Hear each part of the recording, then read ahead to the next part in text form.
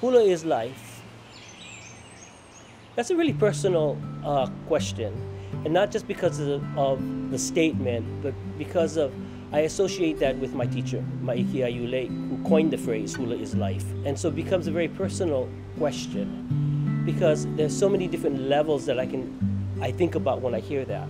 The first level is for my students. I try to get them to understand that movements, choreography reflects what happens in history, what reflects in life. Relationships, and when you're dancing about love stories, that's all part of your life. It's a reflection. On another level, as a Kumu Hula, you know, we put in our heart and soul into this. We breathe life into it. We take it to all levels for our students. We remember that it's part of our past. It's a part of me. So on the personal level, I was really fortunate to be able to be a part of Auntie Maiki's life. I was able to spend time with her at her Kaimoki house, in her apartment at Alawai, being able to connect with her and see what she did daily, what her life was all about, and what she did in hula. To me, that gave me a foundation on what I needed to do, how I needed to behave, how I needed to approach hula. You know, today I jokingly say hula is a four-letter word. Life is a four-letter word. You know, it's all about the love, it's all about the hate, it's all about everything that's in between it all.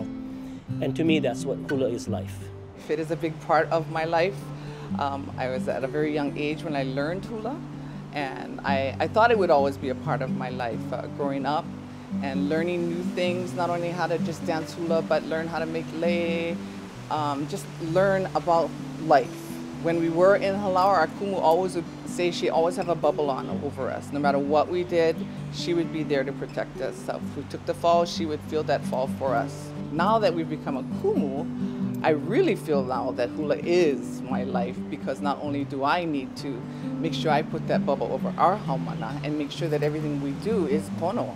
So we really have to walk the walk and talk the talk, you know. So hula is definitely a big part of our lives now, daily. I mean, I try to portray it not only to our haumana, but to our own ohana, our friends, everybody.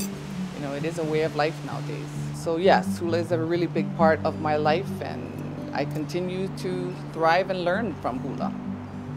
It is my life. It's many other people's life. It's my family's life, because I'm in so much hula. But everybody, many people will continue to dance hula because it's our culture. For me, it's life.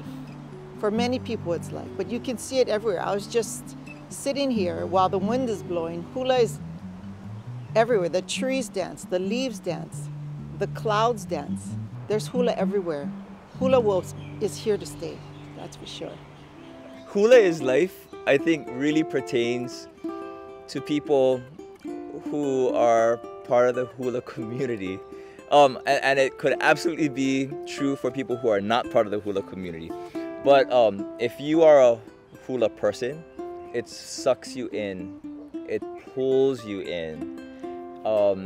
It sends a message to your heart that is undeniable. Hula links you to place and time and events. It transports your mind, your body, and your spirit. It moves you in ways that never allows you to turn back. So when people say hula is life means that once you become a part of hula, hula doesn't let you go, and you don't want to leave hula either. You don't want to lose that connection. You don't want to lose the sense of understanding and place. Hula is life means that you're connected to every living thing, the wind blowing through the air and the earth beneath your feet, that you are completely a part of that.